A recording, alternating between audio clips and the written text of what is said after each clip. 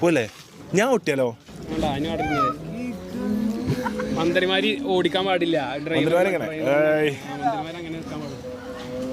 എടാ ആ ക്രൗഡ് ഞാനല്ലോ മാനക്കേടായി. ഞാനല്ല മാനക്കേട് ആകടി പോയി. ഈസാ നിർത്തി. ഈസാനെ ആകെ മാനം കെട്ടി. ഇത്ര ആൾക്കാരുണ്ടോ? ആകെ മാനം കെട്ടിട്ടോ.